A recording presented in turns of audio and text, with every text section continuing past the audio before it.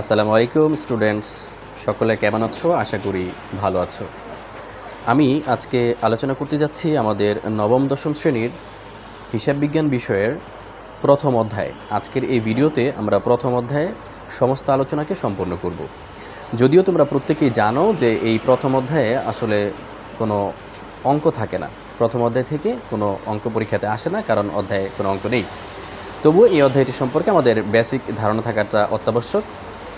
তো তার কারণ হচ্ছে এখান থেকে সংক্ষিপ্ত প্রশ্ন এবং এমসিকিউ, যেটা নৈর্ব্যক্তিক, এটা জানা থাকাটা আমাদের জরুরি। এই জন্য আমাদের এই অধ্যায়টি সম্পর্কে ধারণা থাকা দরকার। তো আমরা শুরু করছি আমাদের আজকের আলোচনা। ভিডিওটি সবাই খেয়াল করে শেষ পর্যন্ত শুনতে থাকো। আশা করি এই অধ্যায় থেকে যে ধরনের এমসিকিউ এবং ছোট প্রশ্নগুলো আসবে, সেগুলো আমার এই আলোচনার মধ্যে থেকে তোমাদের পরীক্ষায় কমন চলে আসবে। তো শুরু করছি। আমাদের প্রথম অধ্যায়টির নাম হচ্ছে হিসাব বিজ্ঞান পরিচিতি, ইন্ট্রোডাকশন অফ অ্যাকাউন্টিং বা হিসাব বিজ্ঞান পরিচিতি। আমরা শুরু করছি আজকের আলোচনা। প্রথম অধ্যায়, এখানে প্রথমে আমাদের জানতে হবে হিসাব বিজ্ঞানের ধারণাটা। হিসাব বিজ্ঞানটা আসলে কি? হিসাব বিজ্ঞান হচ্ছে একটি প্রক্রিয়া, যেই প্রক্রিয়াটি অনুসরণ করার মাধ্যমে একটি আর্থিক প্রতিষ্ঠানের যাবতীয় আর্থিক অবস্থা সম্পর্কে পরিপূর্ণ ধারণা লাভ করা যায়। এই জন্য বেশ কয়েকটি ধাপকে অনুসরণ করতে হয়। তো এটা হচ্ছে মূলত বেসিক একটি বিষয়। তার পরবর্তীতে আমাদের যেটা জানতে হবে সেটা হচ্ছে হিসাব বিজ্ঞানের উদ্দেশ্য এবং প্রয়োজনীয়তা। আমরা কোন উদ্দেশ্যে হিসাব বিজ্ঞানটাকে চর্চা করব এবং এটার কারণে আমাদের কি উপকারিতা আমরা পেতে পারি। তো সেগুলো হচ্ছে যে মূলত একটা প্রতিষ্ঠানের যে সকল লেনদেনগুলো হয়ে থাকে, অর্থাৎ আর্থিক লেনদেনগুলো হয়ে থাকে, সেই সকল আর্থিক লেনদেনের সঠিক হিসাব সংরক্ষণ করার যে প্রক্রিয়াটা, সেটাকে অনুসরণ করাটাই হচ্ছে মূলত আমাদের এই হিসাব বিজ্ঞানের উদ্দেশ্য এবং প্রয়োজনীয়তা।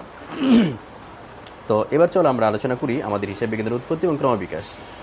তো আমাদের হিসাব বিজ্ঞানের উৎপত্তি ক্রমবিকাশের মধ্যে এই বলতে গেলে সর্বপ্রথম আমাদেরকে চলে যেতে হবে সেই আমাদের অনেকের স্বপ্নের ইউরোপের দেশ, যেটি হচ্ছে ইতালি।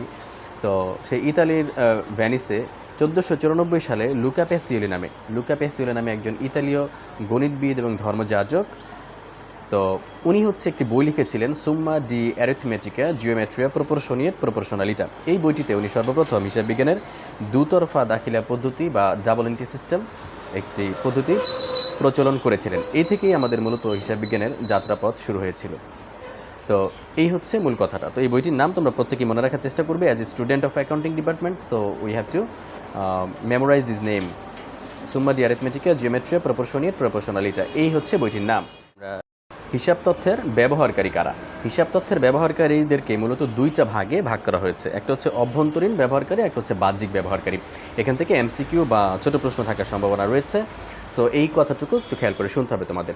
হিসাব তথ্যের ব্যবহারকারী অভ্যন্তরীণ এবং বাহ্যিক দুইটা পার্টি বিভক্ত। অভ্যন্তরীণ কারা? মূলত হচ্ছে মালিক এবং ব্যবস্থাপক। ব্যবস্থাপক বলতে কি বোঝানো হচ্ছে? তোমরা সহজে অনেকে ম্যানেজার কথাটা বললে সহজে বুঝতে পারবে। ম্যানেজার শব্দের বাংলা অর্থ হচ্ছে ব্যবস্থাপক, অর্থাৎ একটা প্রতিষ্ঠানের মালিক এবং যিনি ব্যবস্থাপক আছেন, হিসাবরক্ষক, তিনি সকল হিসাবগুলো অভ্যন্তরীণভাবে দেখভাল করার অবশ্যই তাদের অধিকার রয়েছে।